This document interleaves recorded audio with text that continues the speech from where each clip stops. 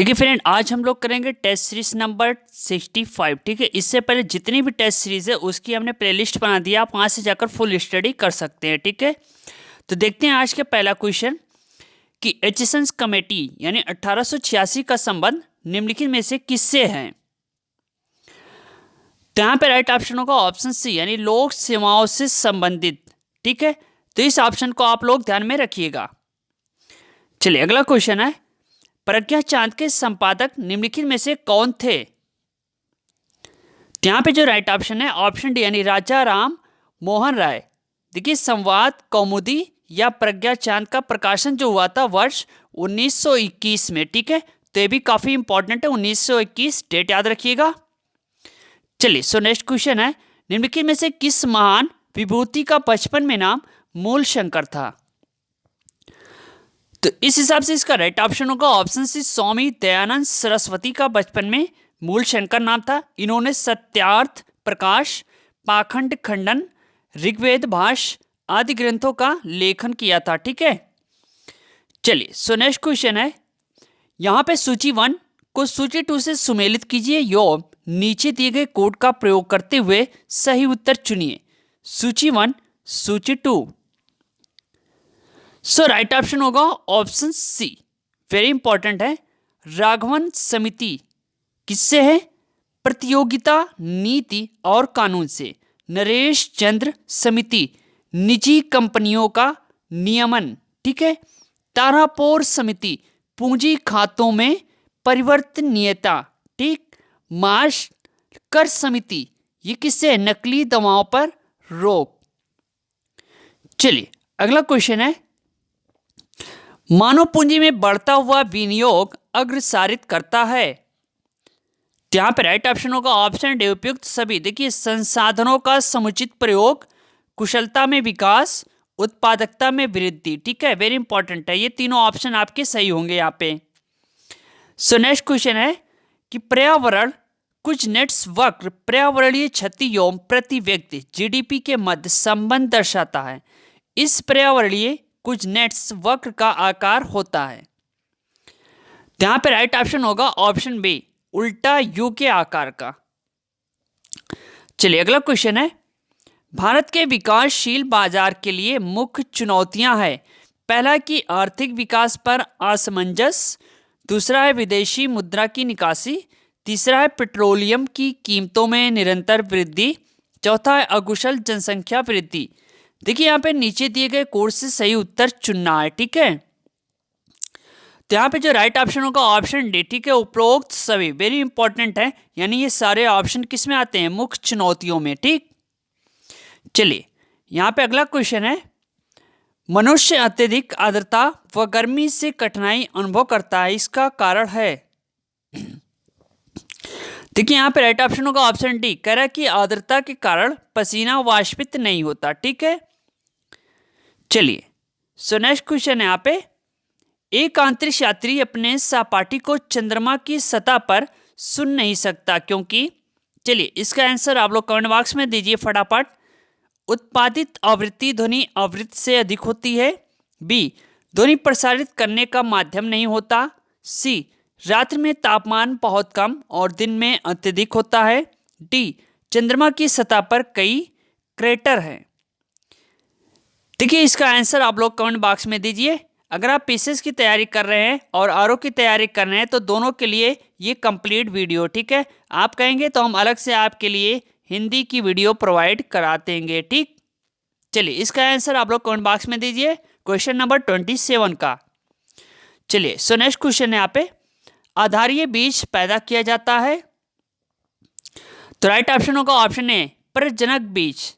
देखिए आधारीय बीज प्रजनक बीज से तैयार किया जाता है। ठीक है, प्रजनक बीज में आपके सर्वाधिक आनुवंशिकता शुद्धता होती है। चलिए अगला क्वेश्चन है, साबुन के बुलबुले में रंग पैदा होने की घटना का कारण। तो यह है आपके व्यतिकरण। देखिए व्यतिकरण का उदाहरण है, व्यतिकरण वह क्रिया है जिसमें समान आवृत्ति की दो प्रकाश तरंगे किसी माध्यम में एक ही दिशा में गमन करती हैं। ठीक है, चलिए सो नेक्स्ट क्वेश्चन है, यहाँ पे किस एक प्रकार की तरंगों का प्रयोग रात्रि दृष्टि उपकरण में किया जाता है। सो राइट ऑप्शन होगा ऑप्शन बी औरक तरंग, ठीक है, नाइट विजन अपरेट्स, यानी औरक तरंगों का प्रयोग किया जाता है। औरक तरंगों की खोज विलियम हर्शेल ने की थी। दूरसंचार हेतु सूक्ष्म तरंगों का प्रयोग किया जाता है। ठीक, चलिए यहां पे अगला क्वेश्चन है, निम्न में से किसके द्वारा अधिक गंभीर ज्वालक पैदा होता है? तो यहाँ पे राइट ऑप्शन होगा ऑप्शन बी भाप। क्यों? क्योंकि इसकी गुप्त उष्मा क्या है? सबसे ज्यादा है। ठीक है, ध्यान दीजिएगा, भाप की गुप्त उष्मा क्या है? सबसे ज्यादा है। ठीक, चलिए अगला प्रश्न है, निम्न रंगों के बीच आग की सुग्राहकता किनके लिए सबसे अधिक होती है? यहाँ पे जो राइट ऑप्शन होगा ऑप्शन सी पीला एवं हरा, वेरी इंपॉर्टेंट है। अगला प्रश्न है यहाँ पे, सोनार प्रयोग में लाया जाता है।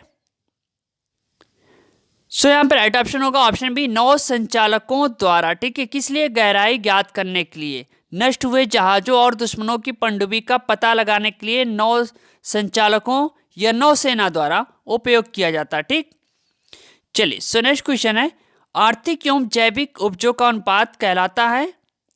सो राइट ऑप्शन होगा ऑप्शन बी यानी फसल सूचकांक। ठीक है, harvest index. So next question यहाँ पे है कि ध्वनि का एक महत्वपूर्ण अभिलक्षण त्वरत पिच है जो निर्भर करता है। देखिए ये आपके आवृत्ति पर निर्भर करेगा। ठीक है, त्वरत आवृत्ति पर निर्भर करता है। त्वरत ध्वनि का वह लक्षण है जिसके कारण ध्वनि को तीक्ष्ण, मोटा, भारी कहा जाता है। ठीक है, सामान्यतः स्त्रियों की आवाज का त्वरत पुरुषों की तुलना में अधिक है। सो नेक्स्ट क्वेश्चन है, दांत कोबरित हो जाते हैं जब पेयजल में प्रचुर मात्रा में रहती है। तो यहां पे राइट ऑप्शन होगा ऑप्शन सी फ्लोराइड से राइट ऑप्शन होगा।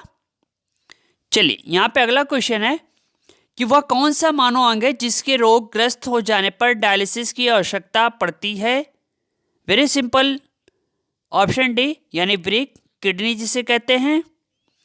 चलिए सो नेक्स्ट क्वेश्चन है, दो व्यक्तियों के पारस्परिक वार्तालाप में कितने डेसिबल की ध्वनि उत्पन्न होती है अगर हम बातचीत करते हैं तो? यहाँ पर राइट ऑप्शन होगा ऑप्शन बी लगभग 30 डेसिबल। ठीक है, सो नेक्स्ट क्वेश्चन है यहाँ पे, निम्नलिखित में से कौन सा अंतरिक्ष उड़ान में खाद्य पदार्थ के रूप में प्रयुक्त होता है? यहाँ पर राइट ऑप्शन होगा ऑप्शन बी क्लोरेला। ठीक है, इसका हम उपयोग करते हैं, अंतरिक्ष यात्री अपना भोजन पेस्ट के रूप में निगलते हैं। ठीक है, वो पेस्ट के रूप में रहता है। चलिए अगला क्वेश्चन है, असुमेलित जोड़े को पहचान कर इंगित कीजिए। यहाँ पे है रोग के नाम और प्रदूषण कारण। ठीक है, जिसकी वजह से होते हैं। तो यहाँ पे है आपके ऑप्शन सी नाक नी रोग, सीसा प्रदूषण।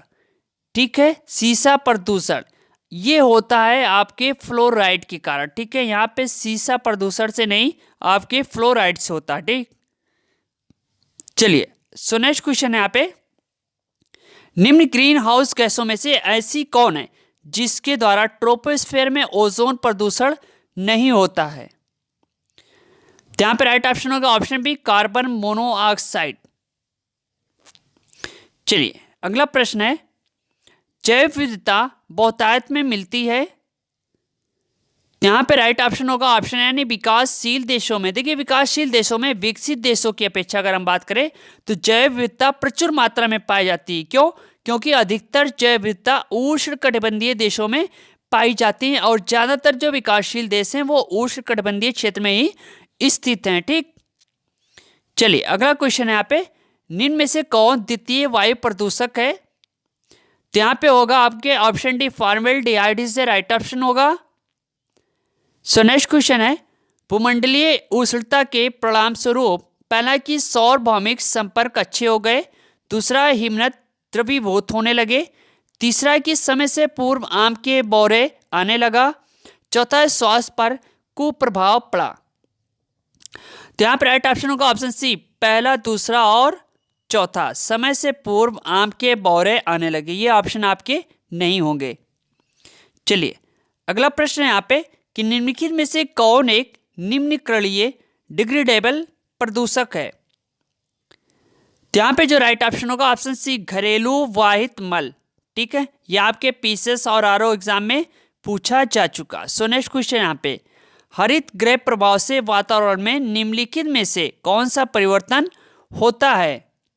अगर हम बात करें तो यहाँ पे परिवर्तन होगा कि वायुमंडल में कार्बन डाइऑक्साइड की सांद्रता बढ़ जाती है। ठीक है, देखिए ये सीरीज थी आपके आरओ और प्लस पीसीएस एग्जाम के लिए। ठीक है, अगर आप कर रहे हैं तो हम हिंदी की भी वीडियो आपको प्रोवाइड कराएंगे। इससे पहले आप बता दीजिए कितने क्वेश्चन आपके सही हुए। ठीक है, अगर आप मिशन 2022 निकालना यदि क्लियर करना चाहते हैं। ठीक है, तो वीडियो को पूरा वॉच करिएगा, 2 से 3 बार आप जरूर वॉच करिएगा।